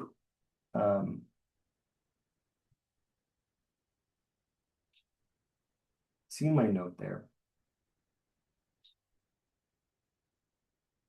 I bet they were not. We talked about changing the minimum lot area for mobile home parks from 2 acres to 5 acres, and then y'all had a lot of discussion about mobile home parks in general, but I couldn't gather from it any kind of direction on how y'all wanted to handle development standards. Be interested to know what our current mobile home is. That's kind of what I'm wondering, and if that's why we went to 5. See if I can figure out what that It's one is. 12 acres. 2 acres is tiny. That one over there is Small park. I It think, totally is. I think that's why we changed it to at least I 5. think we wanted 5. But if you think about that being 12 down there, 5's off small. 5's small too. That would be like that lot on the other side of my house, where there's a single family home, but that's probably 5 acres. Do we need to get 10? I like 10. I was thinking 10 too. Yeah. Ta-da. I mean, I think 10 is reasonable I do and, too. So that will make that, no, it's minimum. I might take that That's back. minimum. The minimum. Minimum. 7 and 8 took out because they related to recreational vehicle parks, not to mobile home parks. recreational vehicle. Yeah, so like what Debbie has up on the hill. It's not, not really development standards related to mobile home. All right, those 7 and 8. Yeah. So this article 6 starts on page 38. And this is your non-residential use table and your residential zone table. Again, I took all of this out for now. It all just basically goes back to what it was, and then the planning commission Because we're on actually updating the zoning map and actually having, Before we could do all this. yeah, because this doesn't do anything. But So we can use it. He We can watched use it. We're just gonna go through the correct process, get it in place. Like, make it all for naught, like, it's wiped out hours of our. You slept through our whole day. Months, Hey. months. See all these blue edits? That was me going back in and spending a lot of time taking what changes y'all made from what she gave me, just for me to get to the point and go, well, now I just gotta delete them all. Like, so, Because we talked about it. I feel our pain. a little But bit. after you were done eating popcorn, watching the whole thing. Yeah. Don't do this. Taking my Diet Coke. Right. All right, so this table's out of here. So For now. for future use, Well, and we're gonna table it for future use. Yeah. would it be better to not have it in here as like, It wouldn't be. okay, Yeah. It's just, it's here and it's struck through to show you that. So that if- Move it. because we don't want to have to like have this whole thing reapproved every time some, like that, if Yeah. one thing were changing. What I would do is what's on here, it says reserved for Oh, Article okay. 6. That's what it means, Yeah. okay. So Means can we go leave the space for it. Stick it in there later. But So. no, what I'm saying is, do we even want it in here? Can you say see something else that would make it easier to? Does it need to be easier to revise or anything like that? Like, take it out of here and No, it has to be in your code ultimately. not just Yeah. refer to, Correct. okay, Right now, what you were just asking about with PL-1 district, and you were saying public buildings, public schools, mm-hmm, that is a use. And you could have that in a table form. So your code does have those uses in it still, and we're keeping those for now. And then when we actually go in and we're ready to install these tables, we would get rid of these other zone districts and what uses are listed, would make an edit at that point. But you do have to have uses for zone districts in the In code the code. specifically. Okay. Yeah. It's not something you can have as like. as a separate document that can the be changed addendum or easily. something. Okay. Parking requirements, so Article 7, Wait, what page are you on? page 41. Thank you. We Um, did talk a lot. Yeah, they just follow what's already in your code in chapter 16, 114, so they just stay the same.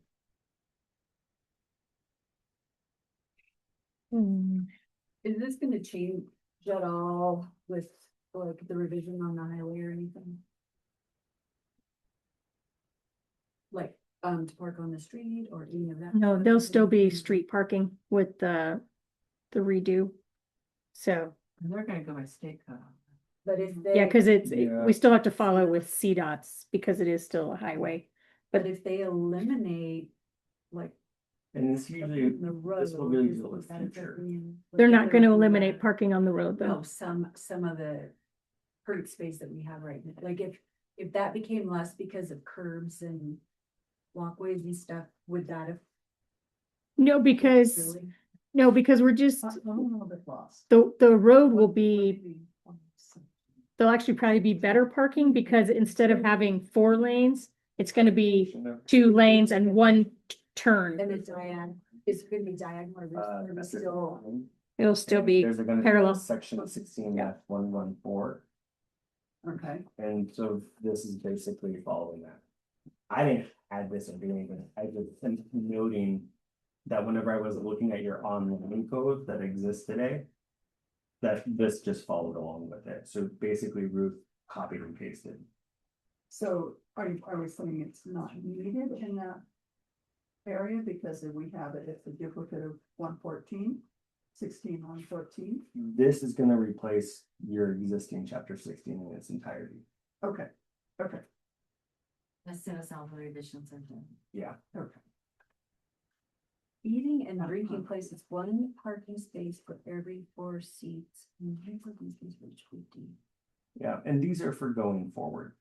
And it's gonna be for all sorts of developments, you know. And then it's could be made to those later. Room to even allow that? Well, we don't wanna make it smaller. We don't wanna say you have to have 1 parking space for every 2 seats.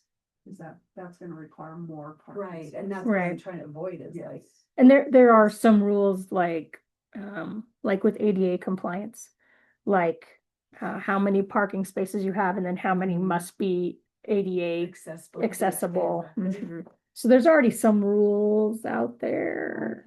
I don't know, do we comply with what's in here, right? Like, So tonight's purpose is really to go through, well, not donate. review this. Yeah, Okay. so it's really going through and looking at what you've already done. We will definitely have notes about in future meetings, going through and maybe starting to tweak these kind of things, but Okay. yeah, we're not gonna go through and tweak all of them. You don't want. I will, We're still looking at it. I'm still in the old format, okay. yeah, you can take it home and consider it and bring notes back to the next meeting. Do we need to, once again, the grandfather thing with, like, if we change anything of parking though, some stuff could be grandfathered. As they exist today, yeah, but if Okay. they were to be developed in the future, then your Or parking would apply. non-compliant. Okay. Yeah, yes. Page 46, let's see. Oh, yeah, so this is your new PUD section, and again, I did not review through this in a way that was me thinking, does this really comply with what PUDs do? I did review through it, and obviously I have comments and notes on here. But I just didn't want y'all to think that everything else was just perfect or hunky-dory, just because I didn't comment on it. But there are some things in here, for example, on page 46, for my first comment, it's basically saying this defeats the purpose of a PUD. PUDs are meant to provide a lot more flexibility through a negotiation process with the developer. They're not supposed to be following strict standards. Those standards we're are making actually them set strict. forth in the PD. Okay. Yeah, so you really wouldn't want to add anything in here that says like uses designated as P or S are the only ones that are allowed by, Okay. because then there's no reason to have a PD, Gotcha. because PDs are meant to Okay. allow different uses. Okay. I'm good with striking this.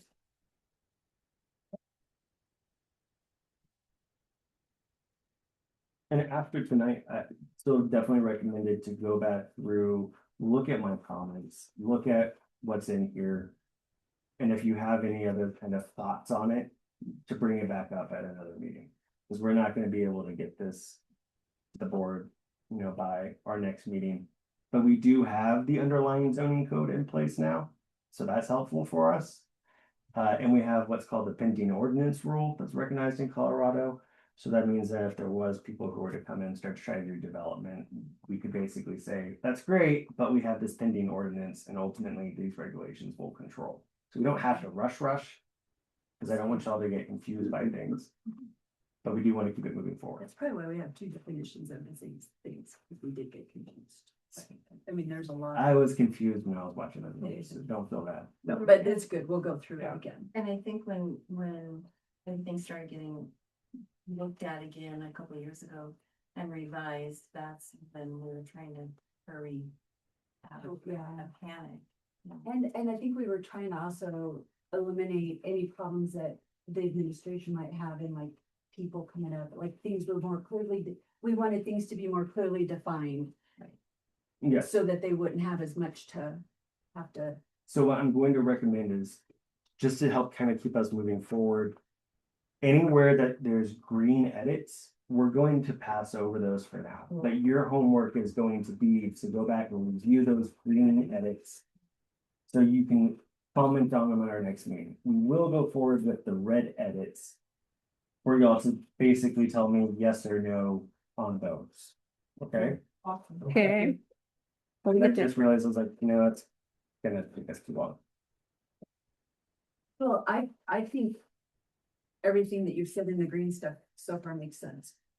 Also. I tried. Yeah. So page 49, on the PD sketch plan, I believe y'all changed it from a 25% to a 20% open space requirement. And when I say I believe, I'm 99% sure because there's a timestamp that basically would say, if you went and watched it, y'all would all say 20%. Okay. But you can also go watch y'all's videos. And check. I'm happy if y'all want to. I say, I always have to watch them when I go back to do minutes. Yeah. Thanks. No green, no green. Okay, tell me where the next red is. We are on 63. Okay. Oh, yay, moving right along, oh yeah. Washing of vehicles excluding personal use, non-commercial passenger vehicles. So I added in that language because I'm pretty sure that's what y'all were saying y'all wanted to have it added in. Underneath home occupations. Oh. Home occupations. We were saying it's okay to wash vehicles. It's not okay. Y'all were saying that y'all wanted to make a distinction between someone's big dump truck that they washed versus your private vehicle. Yes. At a home occupation, that they're not supposed to be washing. Yes. Okay. So if they own a big dump truck, they can't wash it? Having Machinery. machinery cannot be washed at home. In your driveway. In the In your driveway. driveway. I In the remember that driveway. conversation. Oh, for the love You of. can't Pete. wash a semi and wash all the diesel down into the, Yeah, Yes. that's what they're saying. Oh, okay. Yeah, that's what y'all said. No, we're saying you can wash personal vehicles. You Yes. cannot. I You know, just I can't. guess, semi truck versus a dump truck in my mind are two different things, so, but, Whereas okay, let's move Great along. or something. Move along. Actually, jump back real quick. On page 63, I do have a note there regarding to on-site retail sales because there was a discussion about retail. And basically it was about like difference between Pampered Chef, Mary Kay. So those are not retail. Retail is, so those are Where direct people sales. walk in. Retail would be where people walk. And they in. have bulk storage of that, Okay. item. So as Sandy was correctly pointing out, those are direct sales where basically you have a catalog, someone looks at it, they order it, and somewhere else ships it directly to you typically. okay. So those are a difference between retail. So you wouldn't have to worry about that when it comes out your friends Parking who sold Mary Kay. and parking. Got it. And everybody there at all hours.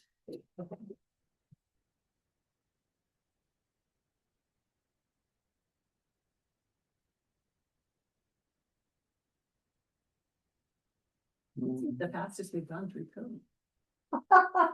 Don't forget your homework. Oh, I got all the green, all the green.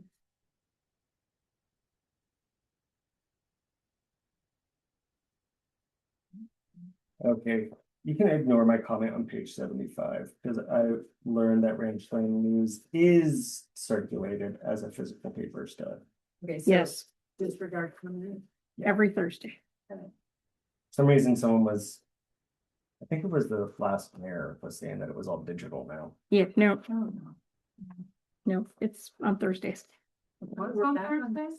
The Ranchland News is published on Thursdays. As a public note. So when I have to put public notices in, I have to have it to them by Monday at like 4 to be published on Thursday. So that whole like 15-day public notice thing.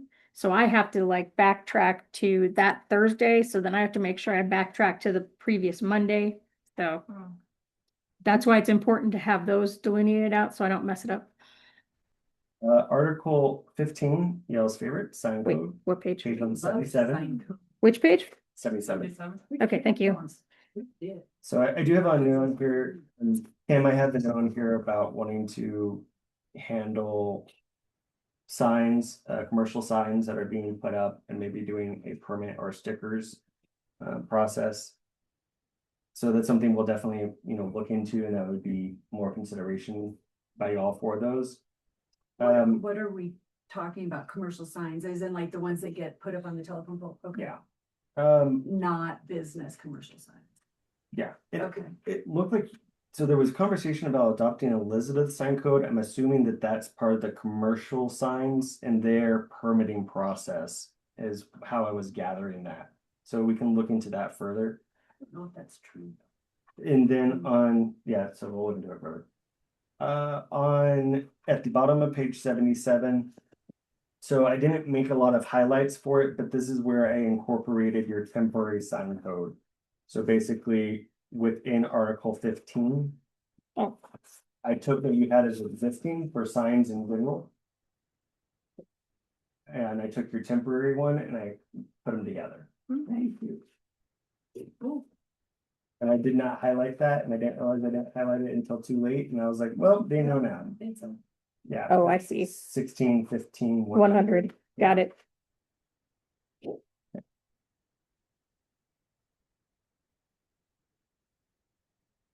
So pointing out again that under, so on page 83, Article 16.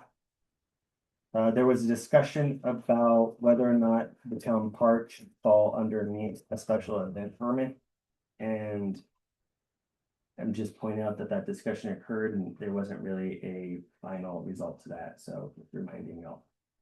I think there's so many people that like just to gather, so I think that, I mean, we do still need to discuss that. Because. I'm sorry, you asked if a town park falls under a special event permit? So I was pointing out that y'all had that discussion and you were pointing out that it's not really fair when people come in to ask for a permit and pay for it, and then they go to the park Oh, and other people are there. and there's other people there You who mean, haven't. okay, yeah, that's a discussion revolving around.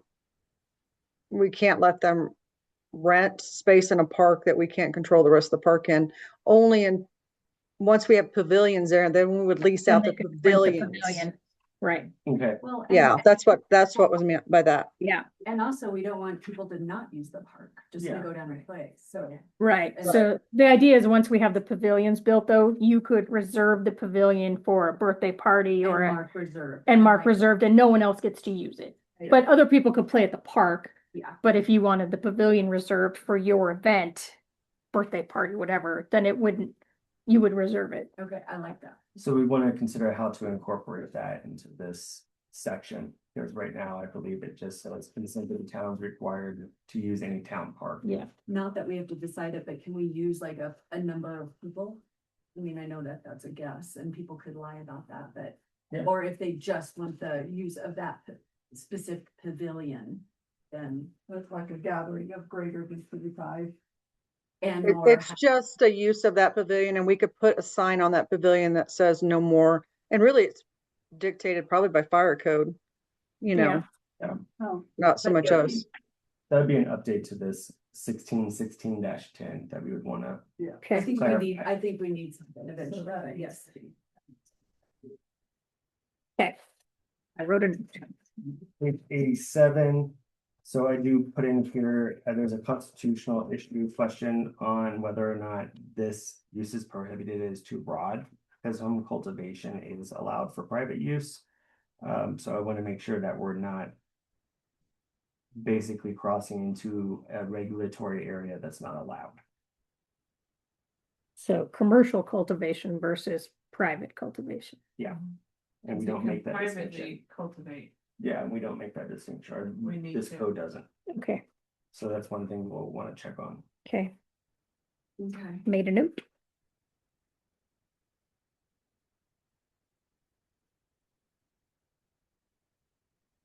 Just jumping back to something real quick. We had also just, I'm sure you heard, but we're trying to follow Elizabeth so that we are consistent and because some people were coming and saying Elizabeth signs 8 tiles. When you're looking at stuff, that's gonna. Why we've been adding Elizabeth is just so we don't have different codes between towns. That's not an uncommon thing. Okay. It's definitely, I looked at town of Gypsum, Elizabeth, the county, state, Kiowa's old codes, they're all kind of just Frankenstein into this thing, so I was looking at them with y'all. Well, So I recognize, yeah, I recognize that what your intent is making it easier from a review process for developers or for business owners. or just to come garage back and sales. forth. Yeah, or just garage sales, because there's a lot of people that go to Elizabeth or, and vice, Why were work we, in Elizabeth and vice back. why were we referencing gypsum? I don't know. Side Gypsum, there's a side lot of by stuff side. from gypsum that's in here. That is just crazy to me. I wonder if that was something Ruth was. Yeah. Probably. Cause she lived up. She was using it. Cause she lived up there. Oh, she lived It in. took me a moment to find that. Because if you remember, there was a lot of section numbers that would be referenced, but it didn't correlate with anything in your code. So those were, yeah, so I'd have to go look and see what that section said in Gibson to figure out how she was meaning to use it. Okay. I like On from page Frankenstein. 89. Page 89, so. Per y'all's discussion on January 3rd, 2024, y'all talked about including the Elizabeth ordinance for mobile vending. I was given a copy that had mobile vending regulations, but then y'all adopted ordinance 2025-01, which is your food truck and push cart ordinance. So as you'll see, everything that's in yellow on the next pages is basically, because I didn't understand what was happening, So we need to have one or the other. I integrated them together. So really it's whether or not this works for y'all. Okay. So Yeah, so Homework. make sure you're reading through that. What does Elizabeth call it? I think theirs is the food truck and push cart Okay. vendors. So anytime you see on these comments are in yellow, if there's something on the side that says additional operational standards and it has like subpart A, that's going to be referencing the ordinance. So if you have a copy of ordinance 2025-01, those are referencing to that ordinance if you went in and looked at it. Which we can provide you a copy of. And that was basically to help myself as well as I was going through to make sure that everything was getting pulled over and integrated together. Okay.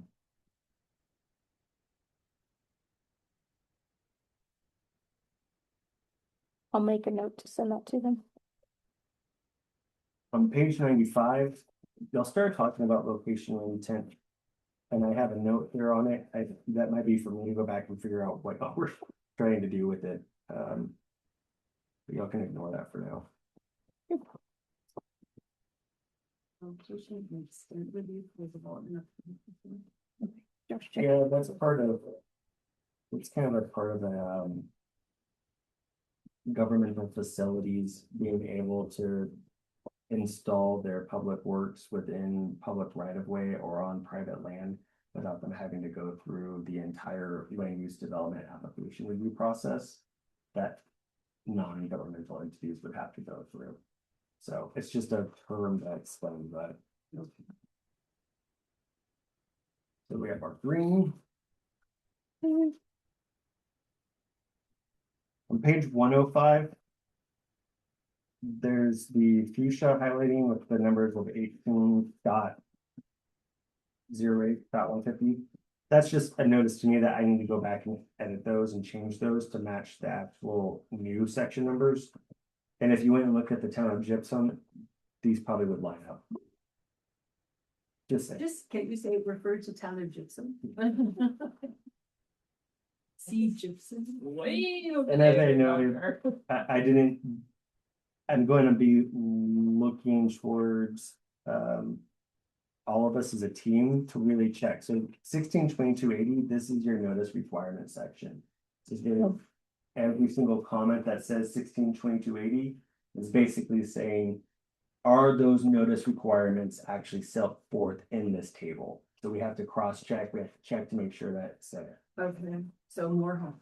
So, We need to make sure the word commission is Yeah. capitalized. You want to make sure that if there's something that's in your code that says notice is required, that it actually shows that here on this table. And then also you want to make sure that the dates or the type of notice that are on this table line up with what's in your code. Which one way to do that is just to delete it from this back code section and basically say, look here. I That think that's makes what sense. should happen personally, Anyway. because then you only take one. Yeah.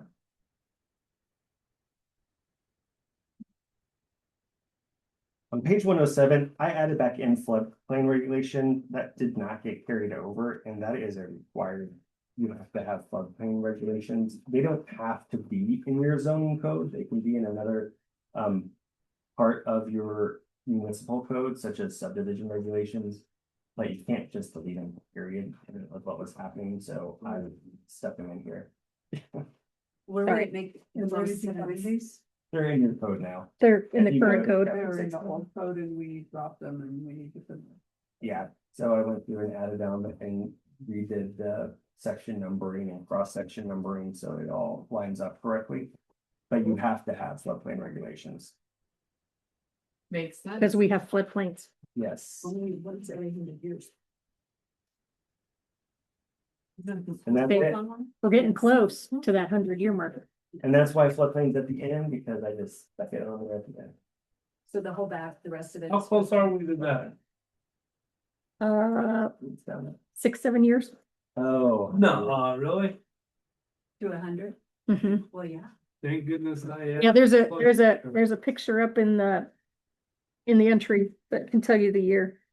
Well, in 1925, they had, major. It was in 1935. Yeah. There you go. In 1925, there was one that blocked the exit on west. Then in 1935, it wiped The out. big one. Yeah, that's. Okay, yeah, so you got 9 years. Hope that bridge lasts them. Hopefully I'm out of here, man. Did you last? I'm retiring here soon, man. Are we really? Yes. Alright. So just as a reminder, Green, reader. on page 2 is your key. Yes. Look at that to remind you of what But all we the need to go colors through all and. those and we need. And this is the time also to like. Look for like. Capitalize, capitalize things and all that kind of stuff, like just start looking through it. And then we'll need to have a meeting where we take all of those edits and comments. And then I will incorporate them, and then you should definitely have a meeting where you go through a final review, because this is what you're supposed to be adopting and approving and recommending the board adopt. And you So- don't want to recommend the board adopt something that doesn't make any sense. Do we have a deadline for this? We don't at the moment, but we'll continue. But I mean, we'll have forward. the next meeting in, Keep it moving. yeah, Yeah, on our 3rd Wednesday or whatever in May. yeah. So, The original idea was when we were under the impression that yeah, the ordinances had been adopted correctly. We were working to get this together as fast as possible so we could actually get it, Yeah. in place. And then, okay. Yeah. May 20th is your next meeting. But now you have that pending, right? Or the, Yeah, and since the ordinances didn't go through the correct adoption procedure, it basically, they were invalid from the beginning. So really, your existing zoning code that's online, except for if it's been amended, like it's what's now in place. So we did an ordinance with the board at their last meeting that clarified that zoning code for the town is chapter 16 as it existed on April 8th of 2024. And then any proper amendment that has been made to it would also apply. But we have something there now, whereas for a little bit there, we were thinking we had no idea what to use. okay. But now we have that there, we can take a little bit more time to make sure this is done correctly, which is what we should do. Doesn't mean we have to make it beautiful, it doesn't mean you have lots of meetings. What we need to do is just y'all review through the green ones, let me know if y'all have comments on them. I can make those edits, I can give you back a final version that y'all can go through, make any technical errors, if there's ones, y'all can change, and then we'll take it to the board. So it's the Alright. next meeting, Yeah. the 21st at 6 o'clock. The 20th, When? whatever that Wednesday is. Oh, that one's. Yeah. Announce changes into this process after we have this in place? Yeah. Okay. The map changes will come with a lot more consideration on actual how you want to designate property for use. If you want this entire strip to be nothing but commercial. Right now it has it residential, but you could recommend that the entire thing be zoned as commercial town center. So that way going forward, everything that went in would be nothing but commercial. That's a legislative zoning adoption process, so there's public hearings, there's all that, but you have to come up with those boundary lines first. We don't, And we won't do that at this point. we don't say to this street or this street. I mean, Well, yeah, it could be. I mean, that's exactly what you'd have to, you'd have to say the bottom is X, the top is X, and it goes out X. And it doesn't right now, it's just that. Right. But, and that's fine. I mean, that shows R1 zoning, and this says what's R1 zoning allowed. So your map is the physical thing that you look at to know what you are zoned or what your land is zoned. That then tells you when you're looking in the regulations and you see I'm in R1, I can go to R1 and see exactly what's allowed. That's how those work together. So R1 in here won't say from street to block to block to block. But will they coincide? They will coincide. For an overlay district, that would incorporate multiple different types of zoning districts. So maybe the overlay district would cover residential and commercial, but it wouldn't necessarily cover all of R1. It's just a very physical boundary. You can describe those in this. street, Oh. street. Yeah, you can describe those In in the here that overlay. way. Yeah, because it's an overlay. But Sorry, here- guys, to Zoning interrupt, but I have to go because my computer's dying. Okay. Okay, Bye. for Good joining. night. We're about done anyway, Sandy, thank you. Good night. Good night. Okay. Well, Actually, I think it is, Yeah. I think it's understandable. we've got our homework and we'll diligent, and I'm glad I don't have to go through this in 24 hours. I was panicked there. and that's why I was trying to tell you, I was like, Josh is gonna go through it with you. He's gonna walk you through it. I think we blacked out a lot. It was painful for a while. Would you like to make a motion to adjourn? All motion to adjourn. I second that motion. All in favor? Aye. Aye. This meeting is adjourned at 8:06. 8:09. Well, thank you very much. You are Very, Most thank you. welcome. You spelled it out.